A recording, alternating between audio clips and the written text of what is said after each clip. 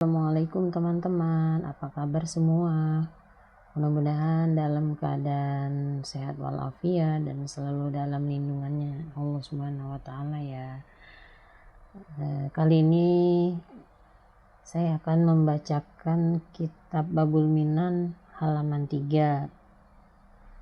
Bismillahirrahmanirrahim. Adapun rukun istinja dengan air 3 perkara. Pertama, menghilangkan rasa, kedua menghilangkan rupa, ketiga menghilangkan bau. Sekalian itu dengan air yang suci menyucikan, yaitu air yang tidak kena najis dan bukan mustakmal. Air yang suci menyucikan itu ada 7 ya teman-teman. Pertama air mata air, kedua air sungai, ketiga air laut, keempat air hujan, kelima air embun, keenam air salju, ketujuh air sumur. Air sumur itu yaitu air yang kalau zaman dulu itu digali dari tanah, padasan namanya. Kalau zaman sekarang digali tapi dia udah menggunakan mesin air ya. Adapun rukun air sembahyang ada 6 perkara.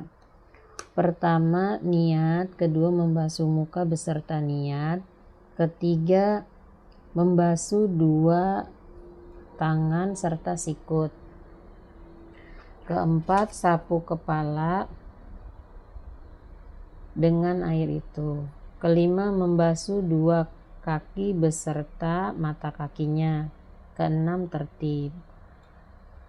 Adapun jikalau dapat hadas besar daripada jima, yaitu bersetubuh atau keluar mani, keluar sperma, maka wajib mandi sekalian badan.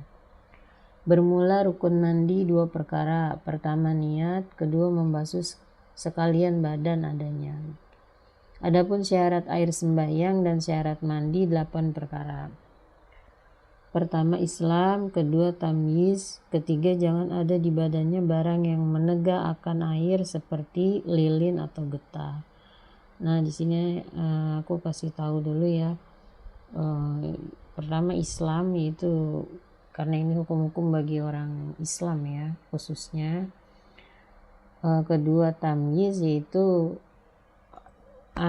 anak yang sudah bisa membedakan yang bersih dan yang kotor, yang sudah bisa makan minum sendiri. Nah itu ya syaratnya ambil air sembahyang. Terus juga ketiga jangan ada di badannya barang yang menegakkan air seperti lilin atau getah. Nah itu yang bisa mencegah air wudhu masuk ke anggota wudhu kita ataupun mandi, itu harus dihilangkan dulu ya. Keempat suci daripada haid dan nifas. Kelima mengetahui akan segala fardunya. Keenam jangan itikotkan fardunya sunnah. Ketujuh dengan air yang suci menyucikan. Kedelapan jangan ada di badannya yang merupakan air seperti bobore. Seperti bobore itu luluran dan segala macam ya, misalkan pakai alat kecantikan yang dibalurkan ke seluruh tubuh. Nah itu harus dibersihkan dulu. Adapun yang membatalkan air sembahyang, 4 perkara. Pertama keluar suatu apa-apa dari kemaluan kubul atau dubur. Kubul itu kemaluan depan, dubur itu kemaluan belakang. Kedua bersentuh laki-laki sama perempuan, antiru kulit badan ya. Kalau bersentuh kulit badan itu batal wudunya, dan dua-duanya sudah besar watas dibirahi. Itu watas dibirahi itu watas diingini ya, adanya sudah boleh dinikahin dan bukan mahram. Nah itu batal. Ketiga bersentuh akan kemaluan depan atau belakang dengan telapak tangan. Keempat hilang akal dengan gila atau pitem atau tidur. Hilang akal itu dengan gila, pitem itu ayan ya. Nah itu kalau tidur itu batal sembahyang kita, air sembahyang kita atau air wudhu kita batal. Adapun apabila batal air sembahyang, maka haram sembahyang dan tawaf dan memegang Quran, melainkan anak-anak yang dibuat mengaji. Kalau batal air sembahyang ya udah nggak boleh sholat, nggak boleh sembahyang, nggak boleh tawaf, nggak boleh megang Quran, melainkan anak-anak yang buat mengaji, anak-anak yang masih kecil ya, yang belum balik. Adapun jika dapat hadas besar, maka tambah lagi haram membaca Quran dan haram duduk di masjid. Adapun barang yang najis yaitu anjing, babi, kencing, tahi, nanah, mazi, wadi, arak, bangkai, melainkan bangkai ikan dan bangkai balang kayu. Nah, yang najis itu yaitu ya anjing, babi itu najis ya di agama kita, dan seperti yang disebutin tadi kotor-kotoran. Mazi, wadi, mazi itu yang keluar ketika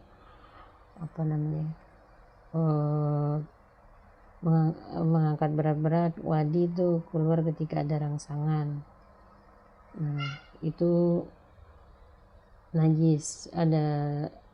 Terus apalagi semua bangkai ya, melainkan bangkai ikan dan bangkai balang kayu. Semua bangkai hewan itu semua bangkai hewan itu najis ya, melainkan bangkai ikan dan bangkai balang kayu. Adapun membasuh najis jikalau daripada anjing atau babi, maka dengan 7 kali daripada air yang suci menyucikan, maka sekalian itu dengan campuran tanah yang suci, yaitu sesudahnya hilang rasanya dan rupa dan bau. Adapun lain najis, maka manakala hilang ketiganya itu dengan air suci itu, maka sucilah ia sekalipun sekali suci memadai adanya.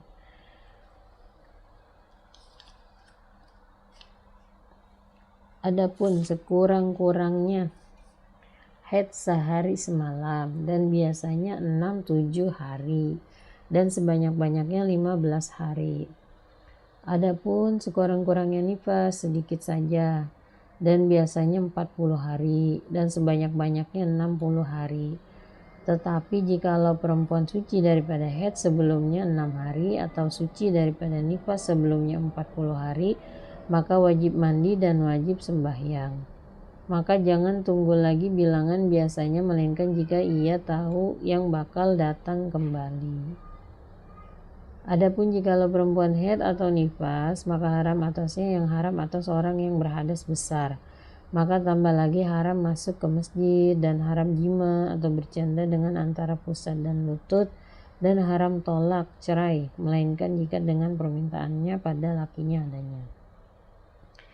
Adapun sembahyang 5 waktu pahalanya amat besar dan dosa meninggalkannya pula amat besar dan siksanya amat keras. Maka wajib atas ibu bapa memerintahkan anak-anak membuat sembahyang jika sudah tamyiz. Demikian pula wajib atas suami memerintahkan istri membuat sembahyang adanya. Nah, sampai sini ya teman-teman pembacaan kitab Babul Minan. Saya memang tidak menerangkan banyak-banyak, intinya saya membaca aja dan mutolaah. Paling saya kasih tahu beberapa yang saya dapat keterangan-keterangan, tapi tidak untuk membahas dalam-dalam ya, karena ilmu saya masih sangat sedikit.